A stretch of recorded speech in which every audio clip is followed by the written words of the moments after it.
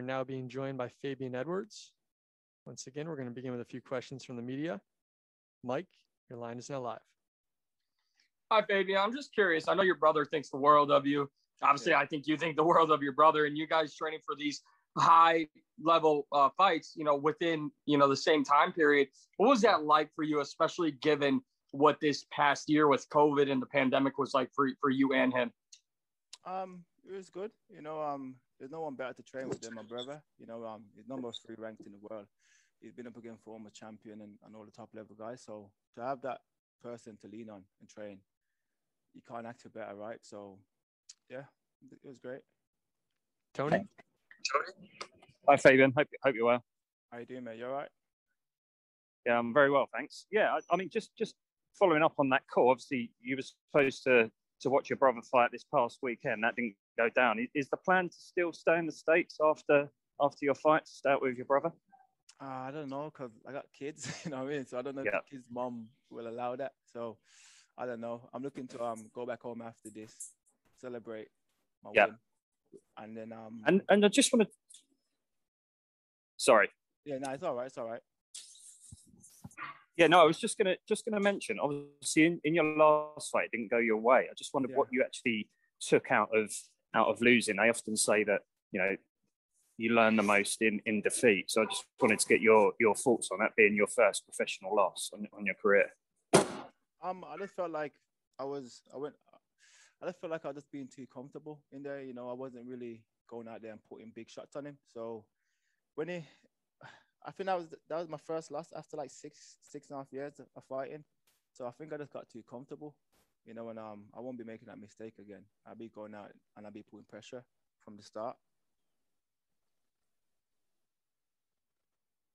What's going on, Fabian? This is Mason from the Sports Sesh podcast. How you doing, mate? Yes, mate. How you doing? You all right? I can't complain. From one Englishman to another, how does it feel to be representing the UK over in Bellator? It feels great. I think I'm the only one on the card, so it feels good. I got a big fight on this card, and I believe I got a big finish. So it feels great to be on here representing. And last thing from me, obviously, I've seen a few comments joking about, obviously, a lot of haters as such only class you as Leon Edwards' brother, which is completely, utterly ridiculous because obviously you're a hugely talented fighter. But what do you say to those guys that only class you as Leon's brother? Because obviously you're out there making your own legacy as we speak. Mate, they can keep calling me his brother. You know what I mean? I've came to this sport and I produce great finishes on my own. So it is what it is. I just see those as casuals that's trying to play this game, but that's nothing to me. To be called Leon Edwards' brother is an honor, so I don't really mind. Can carry on. Jake? Hi, Fabian. Jake from Fight and Talk. You all right? I do. Yeah, good. You've been on an absolute tear since, of course, Lee Chadwick back in Newcastle all those years ago when Bellator Europe started. Of course, you had a slight slip up there against Costello. Yeah. How much are you looking forward to coming out in, I guess, righting maybe the wrongs, putting that pressure on, and coming out with a massive performance for these new US fans? There's no, I got a chip on my shoulder. You know what I mean? I'm that guy, man. Suffering my first loss of my career. I'm pissed. I'm not going to lie, so I'm going to go out there and I'm going to put pressure on him. I'm going to show my intention from the get-go. This guy believes that he's going to go. I read a comment somewhere, he's going to come in and mess my face up. Not a chance going to happen. So reading those comments from him and suffering my first loss, it just lit that fire in my stomach. So I'm going to go out there. I'm going to beat him up bad. What sort of fight are you expecting from Austin in this one? I just think he's going to be shooting for his life, if I'm honest. You know what I mean? Like, the pressure that I'm going to put on him, he's going to be panicking and shooting for his life. So let's see. I don't expect anything different from what I've seen. Steven? So following up on that, Fabian, what do you think about that matchup, that stylistic matchup after your loss to Costello? With this guy, Austin. Yeah, I mean, he's a guy who's not completely uncomfortable striking on his feet, but in his past, like when he's encountered trouble on the feet, he pretty much reversed to wrestling. It will be reversing to wrestling. Like I say, I'm going out there and I'm putting big shots on him from the get-go. So I know he's gonna be looking to wrestle. And if he wants to wrestle, we can wrestle. I'll bring my wrestling boots. You know what I mean?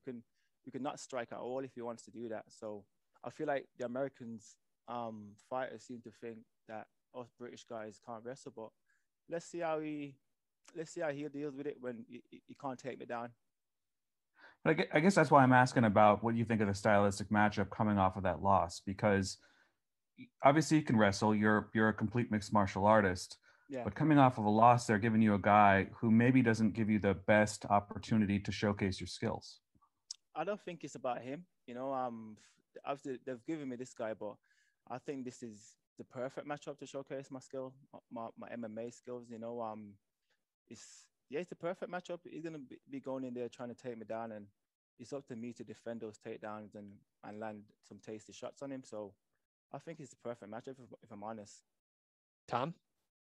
Hey, Fabian, thanks for talking to us, mate, at MMA UK. Sorry if I sound like a bit of an echo here, but, like you said, you've had an amazing, run up. Obviously, it had, like, the slight slip with, like, the last fight. It was a close decision, nothing against you. But how are you feeling about, showing us what the Assassin is all about in your next fight and representing the UK? Yeah, I feel good, honestly. I'm a confident guy, so suffering that loss, yeah, obviously not me because I'm passionate about the sport, but it never knocked my confidence. I went back to the gym, I got working, and I've been working ever since then. I'm in the best shape I've been in. I know a lot of people say that, but I really am. So I'm looking to go out there and just be free, man. I'm really looking forward to this fight. Awesome. Thank you. Best of luck, Fabian. Thank you. Sergio? Hi, this is Sergio from Fighter Path MMA. How are you doing? How you doing, mate? You all right? I'm doing well. So a couple of weeks ago, we saw Sergio Pettis kind of escape out of his brother's shadow and capture Bellator title. What would it mean to you to share that with the Pettis family and the very few families that have been able to capture world titles across several organizations? It'd be the world, and it mean the world to me because there's not a lot of people that's done that. There's not a lot of brothers that's been able to capture both titles. So for me to do that, and then for my brother to do that, that's gonna be history, and that's what I got into this sport for. I didn't really get into this sport to be just another guy in this sport. There's loads of those. I came into this sport to stand out, and I believe that's what I'm gonna do. All right, we'll take a couple more. Harry? Hey, Fabian. Harry back from the Bookies Basement. Hope you're doing well. Good. How you doing?